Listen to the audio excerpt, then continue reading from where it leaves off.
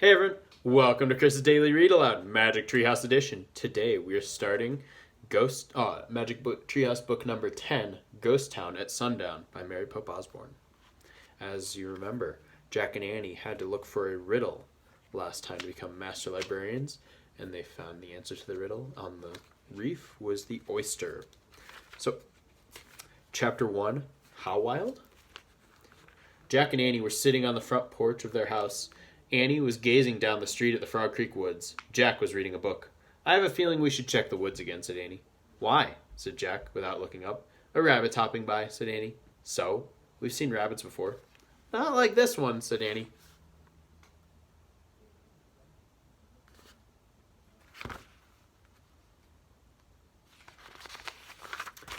"What do you mean?" Jack stood up and looked with her. He saw a rabbit with very long legs hopping down the street.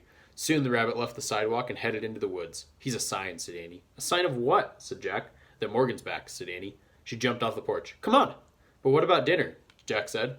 "Dad said it would be ready soon." "Don't worry," said Annie. "You know when we leave in the treehouse, time stops." She ran across their yard. Jack pulled on his backpack. "Back in 10 minutes," he called through the screen door. Then he followed Annie. They hurried down their street and into the Frog Creek woods. The sun was setting above the trees. "There he is," said Annie.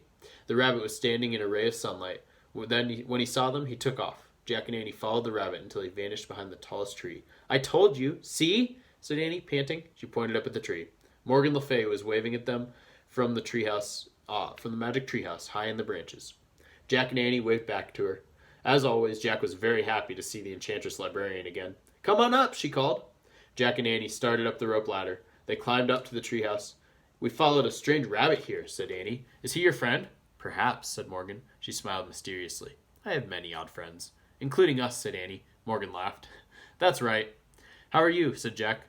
"I'm still having problems with Merlin," said the enchantress, "which leaves me with little time to do my real work. But soon you both will become master librarians, and that will be a big help to me." Jack smiled. He was going to be a master librarian who traveled through time and space. It was almost too good to believe. "Are you ready to solve another riddle?" asked Morgan. "Yes," said Jack and Annie together. "Good," said Morgan. "First, you'll need this for research." She pulled a book from her robe and handed it to Jack. It was the book that would help them on their journey. The title of the book was Days of the Wild West. On the cover was a picture of a western town on a prairie. "Oh, wow," said Annie. "The Wild West?" Jack took a deep breath. Just how wild, he wondered. Morgan reached into the folds of her robe and pulled out a scroll. She handed it to Annie. "Read this when the treehouse lands," she said. "Is it the riddle?" asked Jack. "Yes," said Morgan. "Then you'll only have 2 more to solve. Are you ready to go?" Jack and Annie nodded. Annie pointed to the picture on the cover of the Wild West book. "I wish we could go there," she said. The wind started to blow. "Goodbye," said Morgan. "Good luck." The treehouse started to spin. Jack squeezed his eyes. The eyes shut. The treehouse spun faster and faster. Then everything was still. Absolutely still. Jack opened his eyes. Morgan Le Fay was gone. A fly buzzed around his head. Chapter 2. Rattlesnake Flats. The air was hot and dry. Jack and Annie peeked outside. The treehouse had landed in a lone tree on a prairie. The sun was low in the sky. Right in front of them was the town from the cover of the book. In real life, it looked empty and spooky. To one side of the town was a patch of ground with several tombstones. "That's creepy," said Annie. "Yeah," said Jack. He took a deep breath.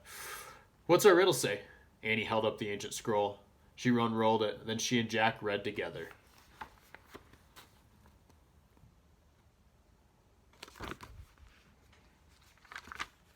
"Out of the blue, my lonely voice calls out to you. Who am I? Am I?" Jack pushed his glasses into place. He read the riddle again. "There must be a mistake," he said. "Am I is written twice." "Well, I don't hear any voices now," Annie said as she looked out the window. There were no human sounds at all, only the buzzing of flies and the whistling of the dry wind. "Let's look at the book," Jack said. He opened the book. The pages were yellow with age. He found a picture of the town and read the words beneath it out loud. In the 1870s, Rattlesnake Flats was a rest stop for the stagecoach that carried passengers from Santa Fe, New Mexico to Fort Worth, Texas. When the creek dried up, everyone left. By 1880, it was a ghost town. "Wow, a ghost town?" said Annie, her eyes wide. "Let's take a quick look around," said Jack, "so we can leave before dark." "Right," said Annie. "Let's hurry." She started down the rope ladder. Jack put the old book in his pack. Then he followed Annie down the ladder. They stood by the tree and looked around. Tumbleweeds blew across the dry ground. Suddenly, something jumped past them. "Yikes!" they both said. But it was just a rabbit. A lone, long-legged rabbit hopping past them. Hey, he's just like that rabbit we saw at home, said Jack. Yeah, that rabbit must have been a sign of things to come, said Annie. The rabbit hopped across the prairie and out of sight. I'd better take notes, said Jack. He reached into his backpack and took out his notebook and pencil. He wrote, rabbits with long legs. What's that sound, said Annie. What sound, asked Jack. That rattling sound, said Annie. Jack looked up. What? He said. There!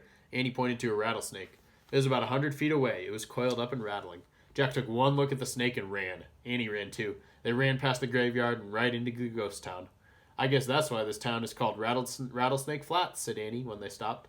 Jack looked around. The town was hardly big enough to call a town. There was one unpaved street and a few old buildings. It was quiet too. Look, a store, said Annie. She pointed to a building. The faded sign said General Store. Let's look inside. Maybe the answer to the riddle is in there. Jack and Annie stepped onto the porch. The wooden boards creaked loudly. The door had fallen off its hinges. They peeked inside. The air was thick with dust. Spiderwebs hung from the ceiling. Maybe we shouldn't go in, said Jack. But what if the answer's here, said Annie. Let's just take a quick look. Jack took a deep breath. Okay, he said. He and Annie tiptoed into the store. Look, said Annie. She picked up a pair of rusty spurs. Careful, said Jack. He poked at the other stuff in the store. An old feed sack, a rusted tin cup, a faded calendar dated 1878. Oh, wow, said Annie. She held up 2 cowboy hats. She put one on and handed the other one to Jack. For you. It's too dusty, said Jack. Just blow on it, said Annie. Jack blew on his hat. A cloud of dust rose up. Jack sneezed. Just try it on, said Annie. Jack put the hat on. It nearly covered his eyes. Boots, said Annie. She pointed to a row of cowboy boots on a shelf. There are even some small ones, like our sizes. Here's a pair for you. She handed Jack the boots. They're not ours, he said. I know, but just try them on, said Annie. Jack turned his boots upside down and shook them as hard as he could. What are you doing? Annie asked, pulling on another pair of boots. Checking for scorpions, said Jack. Jack, Annie laughed. Try them on. Jack sighed. He pulled off his sneakers. He pushed his feet into the boots. He pushed and pushed. The boots were really stiff. Finally, he got his feet inside. Then he tried to walk. Forget it. Ow! He started to pull the boots off. What's that? Annie said. Jack froze. Piano music, said Annie. Maybe it's the voice in the riddle. Come on! Jack threw his sneakers into his backpack and hobbled after Annie. And that is the end of Chapter 2. Chapter 3, we will continue with next time, is player piano. We're going to find out what a player piano is. Thanks for joining me. I hope you have a great day. Stay safe, wash your hands, and have fun, everybody. Bye.